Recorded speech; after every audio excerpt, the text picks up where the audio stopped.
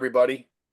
My name is Jeff Matthews. I'm here with Steve and Dave and Shy, and there's Jamie. We have a guest appearance from Jamie Osborne. We need like a little drum roll or something for you, Jamie. But hey, I appreciate you all joining today. I've got a few others that I'm going to admit right now, so we might have some folks join us a little bit late. Again, I'm Jeff Matthews. I'm kind of here to kind of somewhat co-host here, but my host for today is Dave Saunders. He's going to just go ahead and present his experience as a DRIPBaR franchisee, and then most importantly, open the floor to questions for y'all. Just so it's crystal clear, I'll try to keep this to no more than 45 minutes. Hopefully, if we get some questions that continue the process, it'll be great. If not, I might poke at one of you to maybe ask a question. We don't coach or encourage or suggest or ask Dave what to say or how to say it. He's responsible to answer the questions the way he deems appropriate. And with that, Dave, if you want to take the floor away and maybe say hello and do your thing, brother, we would appreciate it. All right. Hi, everyone. I'm Dave Saunders. I own the DRIPBaR Fort Lauderdale. I'm also an area rep for the Broward County, Fort Lauderdale area. So any other DRIPBARs, whether I open them up or someone else opens up, that's technically my territory. I signed on with DRIPBaR 2021, and we opened end of 2021. So our store has been in business that long. I think we were the 6th or 7th store in the chain to open. So there's been a lot of change and positive effect over the last couple of years with DRIPBaR. We started with a super small team. There really wasn't much of a team. So through that, we were able to become a success. So you guys are kind of coming in at a different stage where there's a full team, a lot of resources behind you. So yeah, just take my opinions and my experience as someone I've been in the system for quite a while, but I also was one of the earlier sort of developing DRIPBARs. So did a couple things differently, did a couple things my way, and now everything's sort of merging with the modern brand that we have today. So be happy to answer any questions, that you guys in a good position to succeed if you decide to go with DRIPBaR.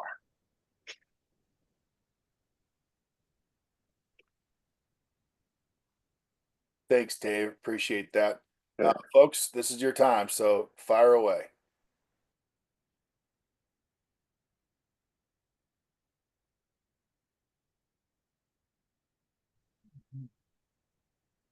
I'm going to pick on Keith. Keith, I know you got a question, man. I always have questions, but this is my first meeting, so I'm just gonna hold back for a minute.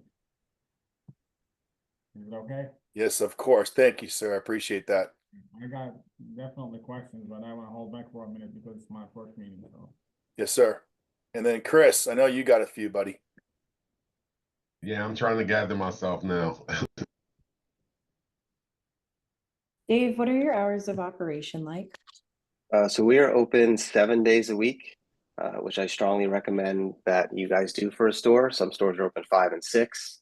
I'm open 7. We have basically 10 a.m. to 6 p.m. is our Monday through Friday. And then Saturday we're till 5 p.m. and Sunday we're till 3 p.m. To be honest, I may extend Saturday and Sunday by an hour on each end. We're noticing some later Sunday visits. So whether that becomes Sunday 10 to 5 or Sunday 10 to 4, we'll probably extend that way.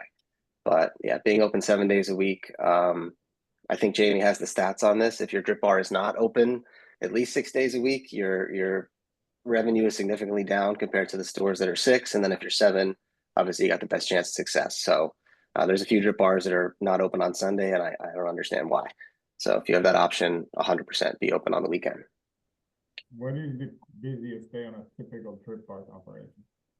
Typical busiest day would probably be Fridays and Mondays. I mean, Saturdays and Mondays. A Saturday, again, just it's a weekend day. People have the time. Again, we're open till 5 p.m. So you got enough time in the day to get your drip done.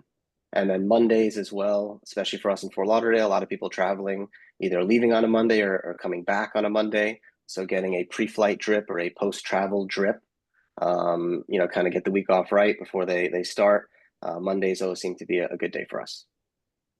I'd say across most DRIPBARs, your Saturday and Monday crowd, and I think across most DRIPBARs, Jamie, you would have the data on this. The Wednesday, Thursday might be your slowest days in the week, Again, beginning of the week, just like everything else, people want to knock out the stuff that they have to get done. They're more scheduled. As the weekend comes up, things get a little bit different. So just my experience, but I think a lot of other stores deal with the same thing as well. Yeah, I'll just jump in. The reason that some drip bars aren't open 7 days a week is because in the early days, it wasn't a requirement through the operations manual.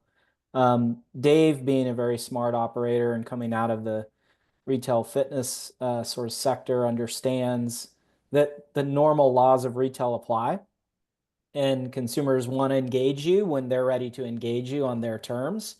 And so that's why the hours of operation is something we've taken a real close look at from a data point of view.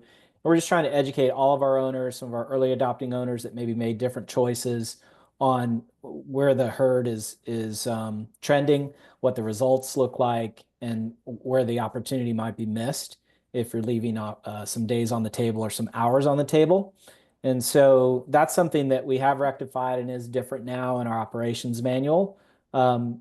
So we even have operators in the queue that are going to be opening in the next 2 to 3 months, let's say, where they're now submitting requests to us to open outside or close, I should say, outside of our recommended operating hours, which are now 7 days a week. And if there's a business case for that or some real specific rationale, then we certainly want to have that conversation with our franchise partners and understand their point of view or what their market circumstances are. Otherwise, we just have a sort of set standard now that we've adopted based on data and research from the field, not only within the DRIPBaR, but also competitors. That's a big piece of this is we want to be competitive with whoever else is in the marketplace and make sure that we're at least to their standard of operating hours, if not exceeding it.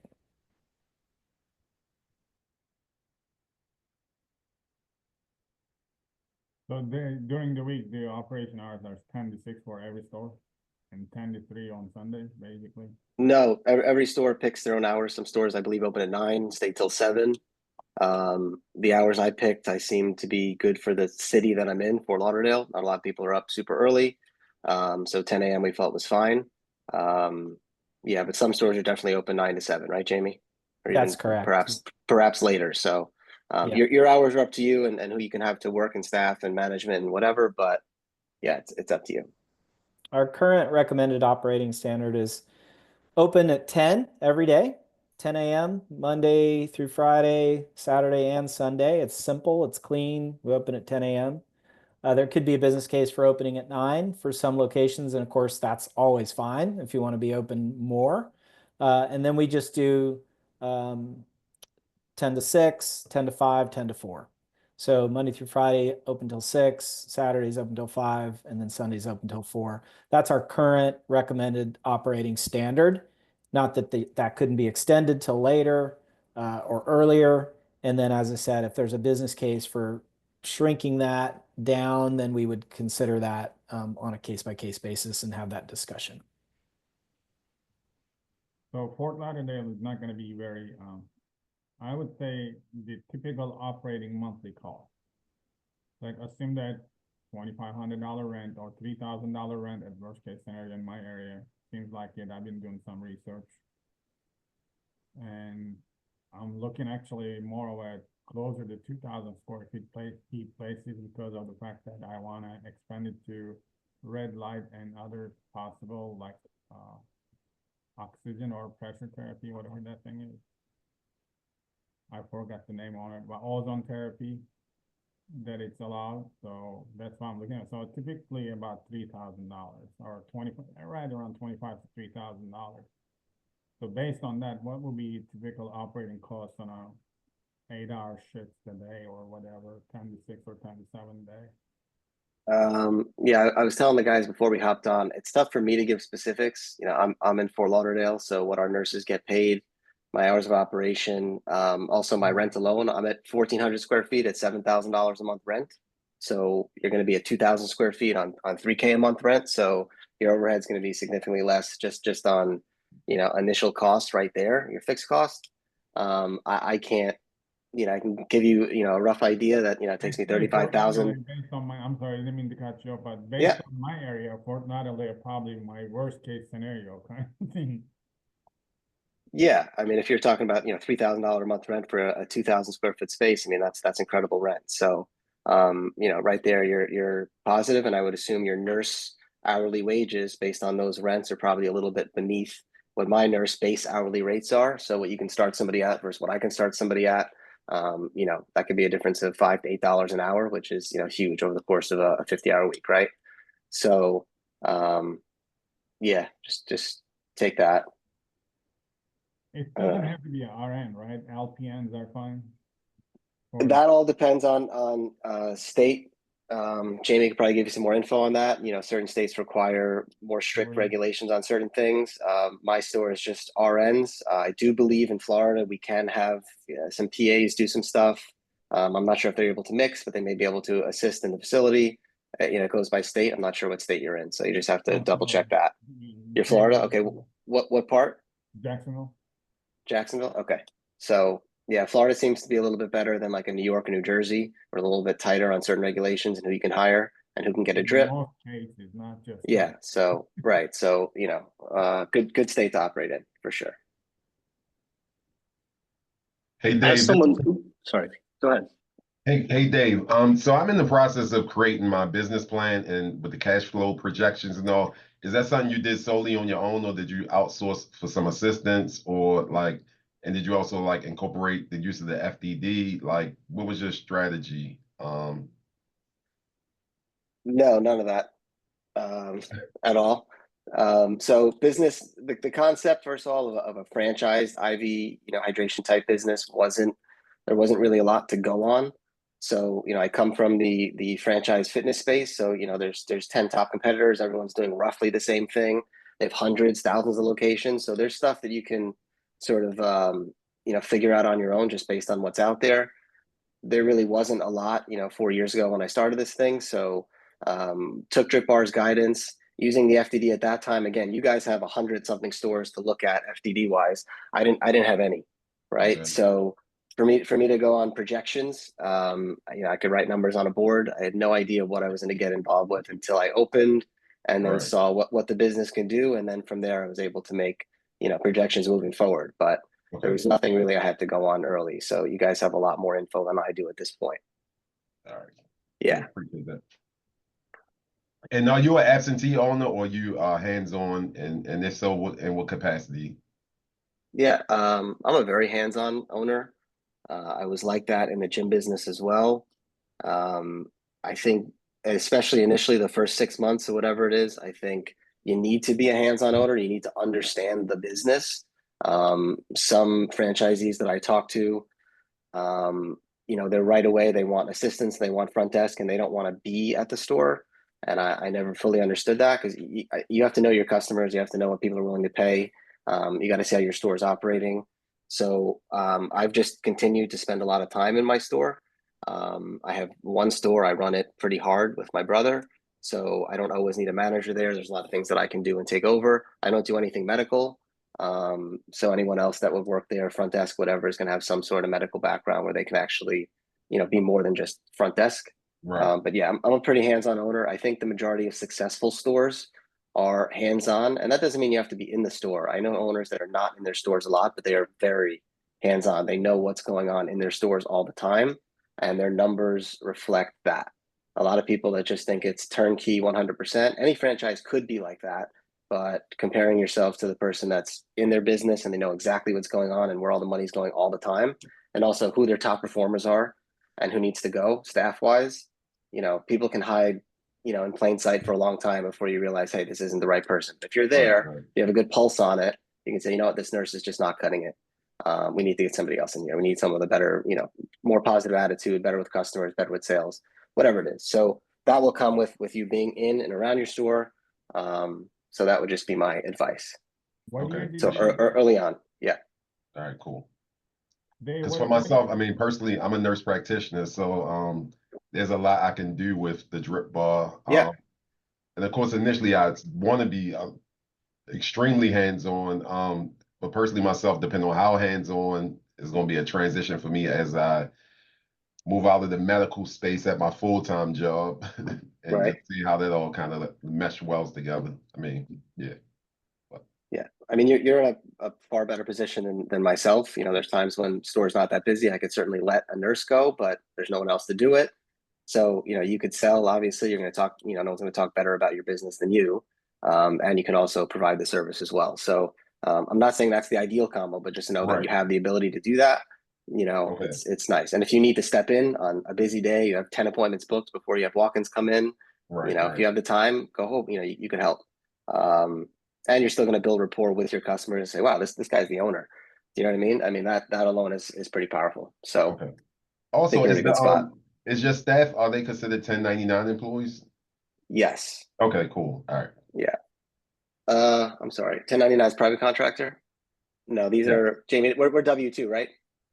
Yeah, I mean, you have the option, right, and Yeah. how you want to structure that. But I think No. in most cases, clinics will have some full-time W-2 or Yeah. part-time So like staff. my head nurses are definitely full time. I do have like an aesthetics facialist girl. She's obviously a 1099. She sort of runs her own thing with pricing and all that. So yeah, just to clarify. But yeah, you can have some part-time people that are just sort of helping out, or you know, they say this is a weekend person, they might be a 1099.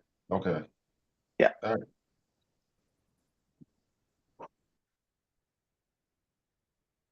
Well, what year did you open, Dave?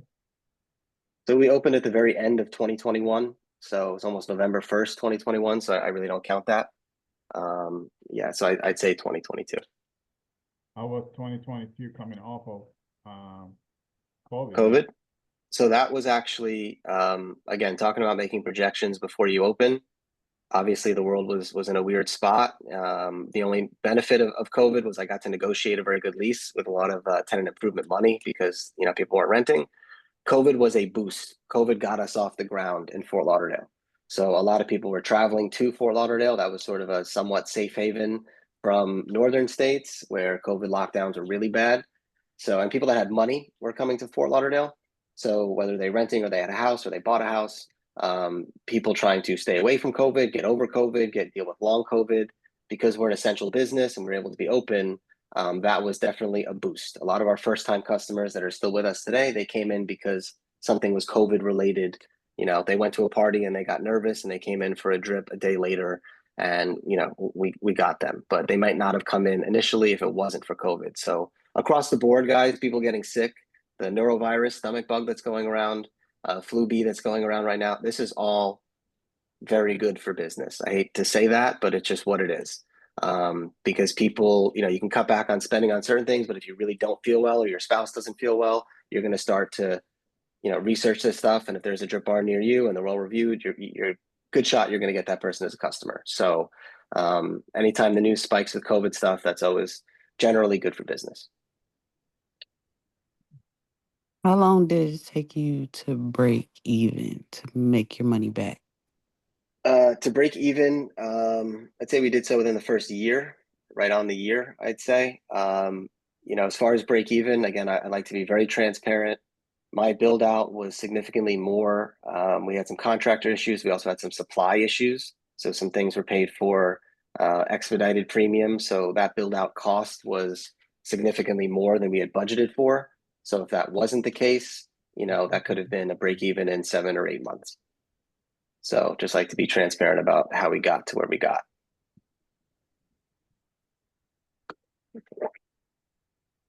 How long did it take you to open from the time you signed your lease? And did you move into a brand new building, or did you have a Yeah. tenant in the building before you moved in? So time from signing a lease to opening a store, I'd say is probably a year, if not 14 months. Again, we did with COVID, there was some construction delays and we had to fire a contractor in the middle. Just some Florida stuff you got to deal with. So again, it wasn't a linear timeline. And then the second question was the space that I took was an existing building in a shopping center, but it was a empty shell. So that's what I was looking for. That's what I wanted. We got to put in the floors. We got to put in the ceilings. The bathrooms were built for us by the property owner. So we got some new air conditioning, bathrooms, all that. But I would recommend looking for an empty shell.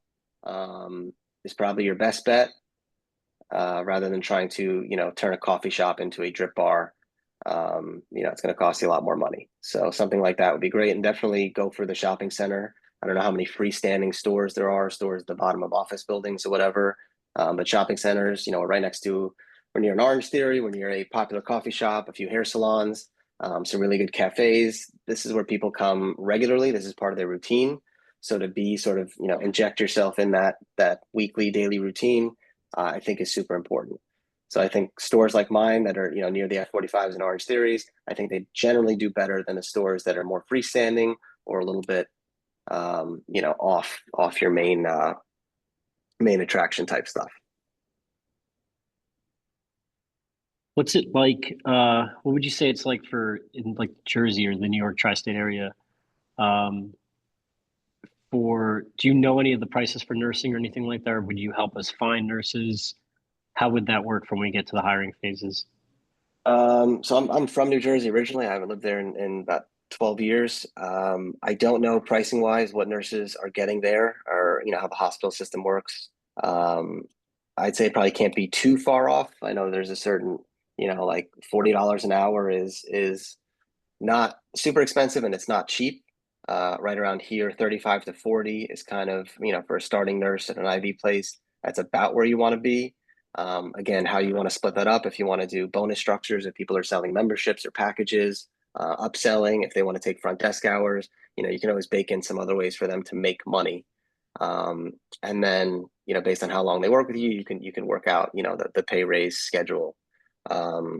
But yeah, if someone's at $55 an hour because they're an experienced nurse in New Jersey, that's going to be something that's probably out of budget for a DRIPBaR to staff that person for 8 hours in a day. That's a lot of money. So you might need to look for someone that's not quite that expensive. And DRIPBaR doesn't help with any of the hiring for these. We have to find these. Is there any way to? Is there No, any I think shortcut to like advertising, looking for nurses or yeah, I'm hiring? pretty sure. Yeah, pretty sure DRIPBaR has Indeed profiles and things set up where you can have ads go out and they know exactly what sort of skills they're looking for with nurses, things they need to be proficient in. Right, Jamie, I would say that you guys have some more robust stuff than I had. But even with Indeed, they helped me with some of my listings initially to get some interviews. But it is, they're Jamie and the crew, they're not interviewing your nurses. So at the end of the day, you still need to interview that person, feel comfortable with them, their bedside manner.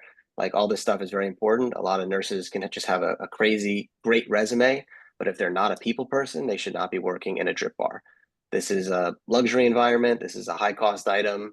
These people are used to service. They're used to going out to nice dinners, getting services done, treatments done.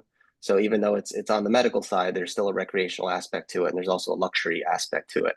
So yes, resumes are important, but they're not the end all. You have to say, is this a person that I want in my store dealing with customers? And can they handle the situation? Can they handle stress? Or are they just kind of there, but also a very good nurse? Because that's not the type of person you want. And by the way, I've gone through this myself. I've hired people with great resumes and a lot of skill, but not enough people skills, not enough charisma and charm, and that's just not someone you want in your business because that's not going to improve your bottom line. So ultimately, you should be interviewing these people and you should feel comfortable. And I would always say, get a drip, get a stick, so to speak, from the person you're hiring. I don't go through an interview anymore if you don't stick me with the needle, and if it's not comfortable or you can't find a vein on me or you're nervous, that's not going to translate well in a DRIPBaR setting. So everyone I've hired has been, if I ask them for a drip, they go, yeah, sure, which arm? That's generally how I know you're confident as hell and you're like, yeah, let's go right now. That's the person you want working for you. Like, no question. Perfect. Thank you. Yeah.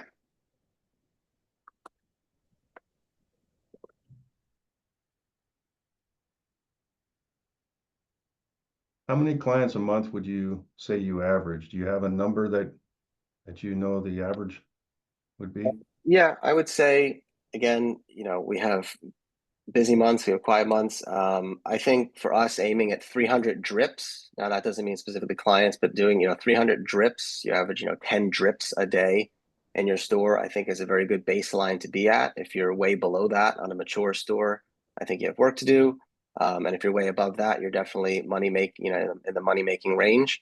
And aside from the drips, which is what I keep count on, the amount of quick shots, IM shots that you'll do in a day, it could be 10 drips with 10 quick shots at $50 a piece. And those, the time that they take your nurse to do a quick shot is nothing. It's, 2 minute process once the person's intake is done, right? So, yeah, I would say 300 is a fair number. That puts you at 10 drips a day. Some days we do 22 drips, some days we do 7. So everything sort of evens out. It's never a consistent 10, 12, 14 drip a day, for a week. It's always sort of hot and cold, but that's just the business.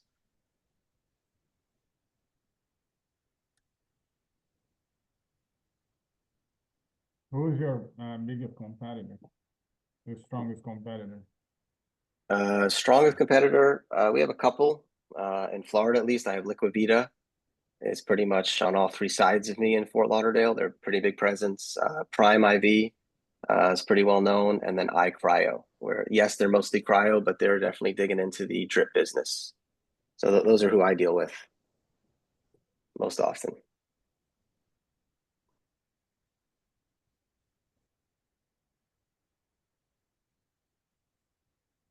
Hey, Dave, You do you, said, go ahead. Sorry. do you have an idea what your cost of goods percentage is? Percentage, no, I can tell you just, rough cost of goods for certain drips. Yeah, I tell you that the margin is plenty. If you're charging retail, whatever your pricing structure is, if you're charging retail for your drips, your profit margins are excellent, period. Now, if you're a regular customer, you paying full retail all the time is not usually the case. You're going to have a membership at a small discount, or you're going to have like a bundle package where you're saving up to, let's say, 20% a drip. But even then, your margins are still very, very good. But I'm a happy camper if me and my team can charge retail price for people that walk in. Maybe they get the first time discount, 10% off or whatever it is. But there's enough margin on a drip or even a fully loaded, IV drip, all the vitamins included with the catheter, with the bag, with your lines, the gloves for the nurse, etc. Costs you $15, $16, and that drip is retailing for $199 or $239. You have some room there, margin wise. So if anyone comes from a low margin business and you're working on 4, 5, 6%, to come to this sort of business and see your margins explode, it's nice. So yes, it's a higher end product, but you have a lot more room to work with when it comes to profit.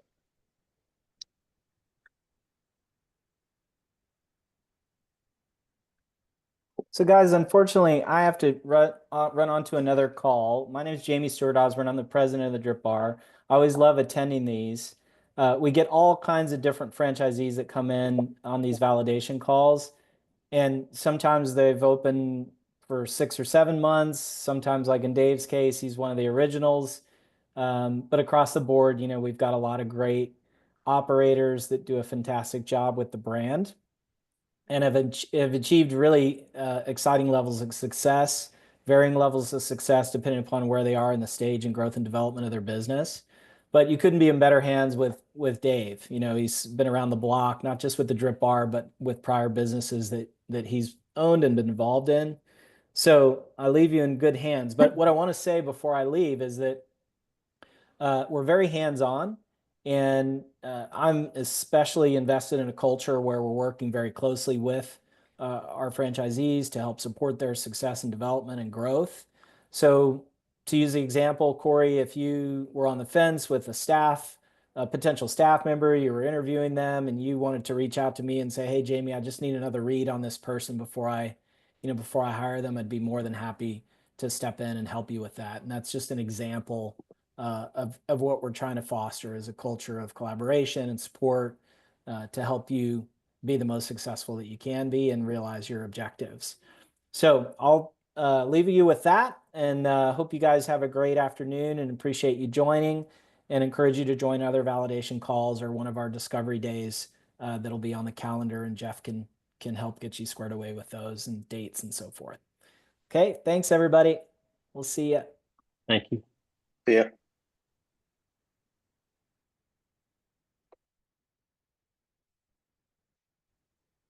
So for the Fort Lauderdale area, what is the typical RN wage? Starting at 35 an hour, and you go between that 35 and $40 gap. And again, that's just Fort Lauderdale. if you're going, or if someone, you're negotiating a nurse and they're okay at 28 an hour, or if you said, hey, would you take, let's do 28 an hour to start, and they say, okay, sounds great, it's a little bit of a red flag. Good nurses know what they're worth, and what they could make in a hospital setting or a surgery center is significantly more than that. So that means they're usually pretty new, they're pretty green. Good for your bottom line, maybe not so good in terms of their performance. So if anything seems like too good of a deal, it usually is. So that's kind of where you want to be at. Is just, if they're willing to take an under $30 an hour, how good is their skill set, for real, and how capable are they to go to a hospital setting or a surgery center where they can get, easily $50 an hour. It's probably because they can't. So that's why they're going an alternate route. So you are a hands-on owner, so I plan to be also. Besides you just work one RN a day with you during the day, or what is the crew? No, it depends. Some days we have two. Our busier days, usually weekends, we'll have two on staff. If you have, I'll say this from other drip bars that I've talked to, and I'm pretty familiar with their business. If you have a very strong head nurse that can do a lot of stuff, like my head nurse, you can do a lot of things with one nurse, as long as you have a nurse in a front desk or nurse in yourself or whatever. If you have two nurses that are a little bit slower, or they're not as on top of things, you're most likely, if you get busy, you're going to need two nurses on. But I don't think you need two nurses all the time. Like I said, that, Thursday afternoon, 4 p.m. is not going to be a super busy time.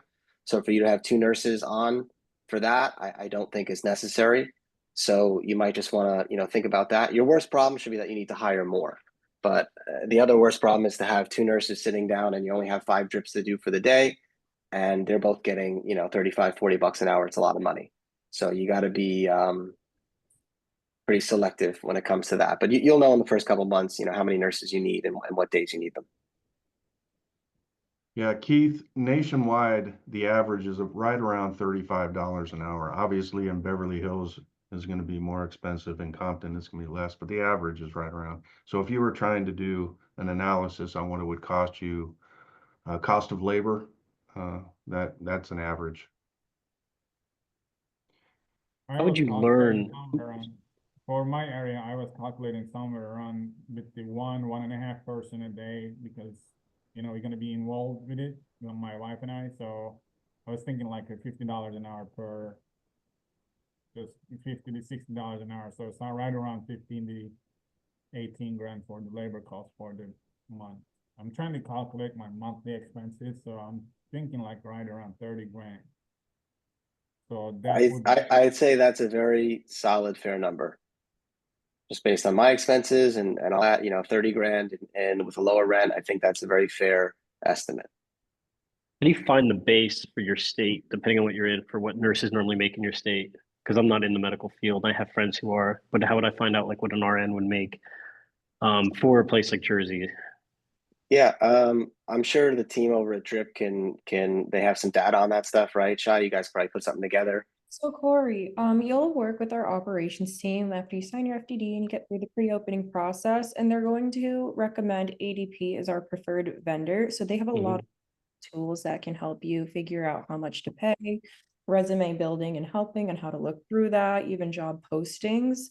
I believe that they have a connection with ZipRecruiter as well, but you're going to get a lot of that information from ADP if you choose to use them, or another HR platform. You can go external. Okay, and I'd be able to figure out that number, because that number is how I would find out my monthly costs, and I'm curious about that as well. But again, I need to know what what minimum payment, what the range is for a nurse in New Jersey or a nurse in New York. I need to know about that to ADP get definitely into. tools that'll help. And then I would say connecting with other locations, you'll learn about other franchisees who are in the area that could give you advice as well. We have a few in New Jersey and New York. Okay, perfect. Thank you. Do you guys also help with finding the physician that the clients will talk to? Sharonda, are you referring to the medical director? Yes. So yes, we actually have a national medical director program. We encourage you to join. It is optional. You can pursue and find your own medical director. But within our program, we have two different organizations that can support you, and they're going to help give you that oversight to help you not only be compliant with your state, but also with that consult support for every client that needs a good faith exam or medical screening.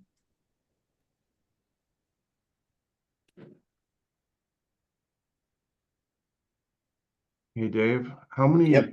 you know how many memberships you've got right now? And how many did you start with? Were you able to get out and get memberships before you were open, or? No, so my store is a little bit different. I don't run the membership model very heavy. I do a lot of package, like group package deals, family plans, things like that, where you might buy 8 or 10 drips at a time for upfront cost and then a discount. We were finding with the memberships early on, a lot of people were like out dripping their membership, so they're coming more than once per month, or they wanted to have their wife on a membership, and now you have 2 recurrings.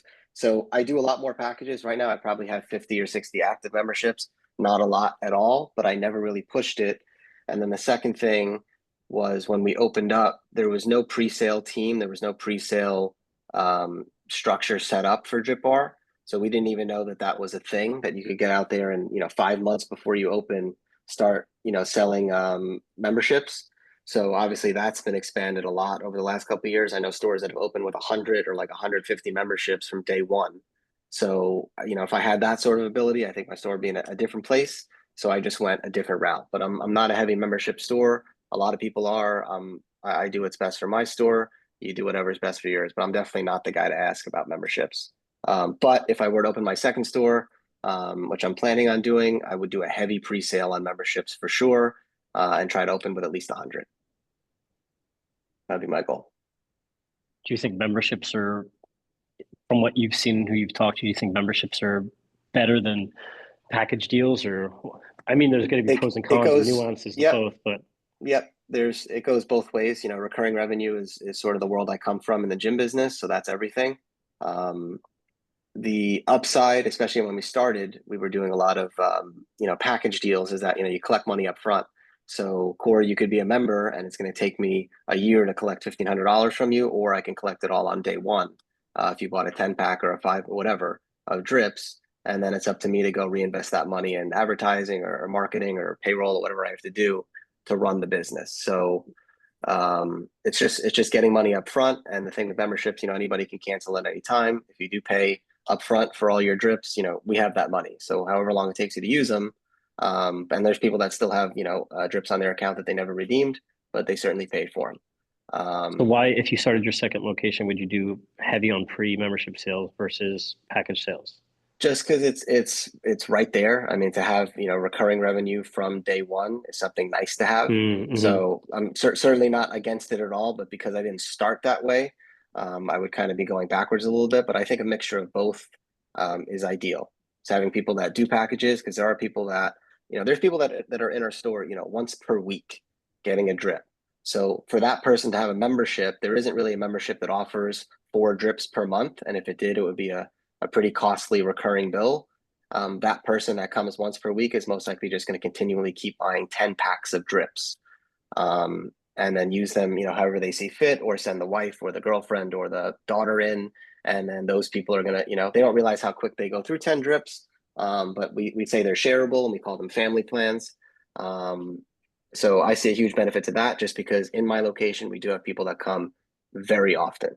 So if you're more of just doing this for overall health and wellness, you would get your 1 drip per month, maybe pop in for a quick shot, then the membership is certainly a better option for you. But if you're a heavy dripper, I think the membership might not be ideal. Okay. Would you recommend, if in the beginning, to do a heavy pre-sales on memberships and also a pre-sale for packages, like both of them?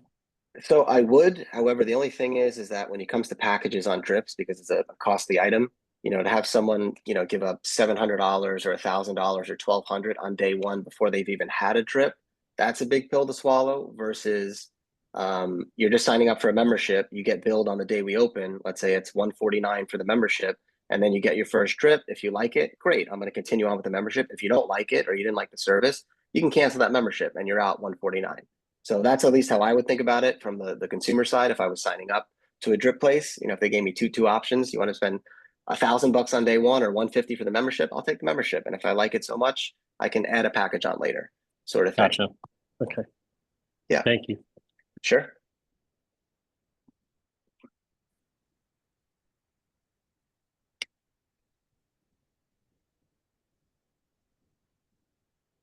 When you signed your lease, Dave, did you sign a 10-year with 2 5-year options? And No, I signed. Yeah, I signed a 5-year with 2 5-year options. So, yeah. Yeah, guys. I mean, I'm sure you guys know just negotiating a good lease, is key. So if you can get some TI money, that was super helpful for us, not having to build bathrooms and new air conditioning and all that stuff. And then, the option on the lease is very important. So if you're good at dealing with a lease, great. If not, have your attorney look at it, have someone look at it, and see if you can negotiate the best lease. That's just starting off on the right foot. So I've seen it in this business, seen it in the gym business before. People sign leases they don't fully understand, or they don't realize how quickly 5 years goes. And they'll say, I can move. It's difficult. If you have a good store, you want to stay in that spot. People know where you are. So just get that lease, get the extensions. You'll be okay. Thanks, Dave. Hey guys, we got guys and gals, we've got 9:44 my time, so about 12:44 Eastern. Maybe time for one more question, and then we'll try to wrap it up.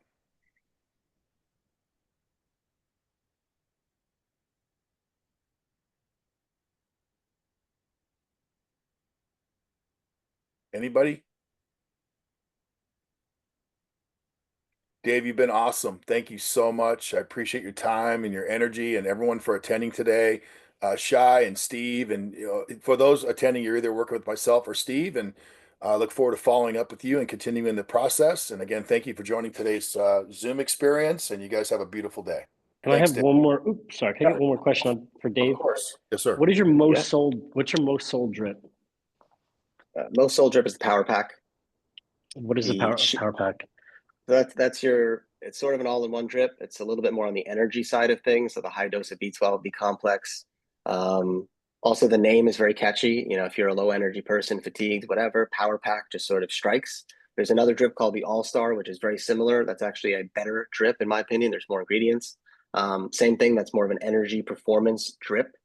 And then on the flip side of that, when it is cold and flu season, the Shield drip is definitely our best seller. It sounds like what it is. That's more immune system protection, higher dose of vitamin C, higher dose of zinc. So if somebody is not feeling well, obviously you're going to go that way. And if I can, just not that I give great advice, but one good piece of advice that I could give any DRIPBaR owner, person selling to your nurses.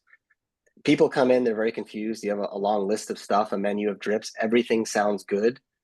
People are going to look at your 18 drips and say, oh, well, I want the anti-aging, but I want the performance and I want the aminos for the gym, but I also want good sleep. And they sort of get analysis paralysis. It's your job to just simplify that process and be like, Steve, what's your biggest symptom? And you go, honestly, I'm just tired. Okay, cool. Forget all the beauty drips, forget all the other BS. Steve is going to be a power pack or an all-star guy. That was the first thing he said to me. We're going to push that, not push it, but we're just going to guide Steve to make him feel like that's the best drip that he picked. At the end of the day, the drips are all very similar. The base concoction of them, they have a lot of the same stuff. People think that they're wildly different. Where, if you get a drip and it's like, oh, I got the wrong drip, I feel terrible. That's not going to happen. But that analysis paralysis is a real thing because a lot of people coming in, it's their first time getting a drip ever. So all they know is like, yeah, vitamin C is good for a cold, I think. And then it's up to you guys. So take what they say, whatever their first symptom is. If Shai comes in and she says, I just have not been sleeping, cool. That a soother, anti-anxiety, anti-stress strip would be the way to go. She doesn't need a power pack if she's not sleeping. So let's just sort of guide her towards that. And if you say it positively and reinforce, your nurse reinforces, Shai's going to feel really good that she picked the best drip at the DRIPBaR, opposed to her just sitting there for 10 minutes going, well, I think this is good, but I also like that. And it's a little confusing. So sort of ask the question and then lead them to the right drip. And 90% of the time they will agree with what you say. And that is the right drip for them. Awesome. Thanks, Dave. Thank you. All right, you guys have a beautiful day, everybody. Enjoy your week. Take care. Good luck. Talk to you soon, Dave. All right. Bye.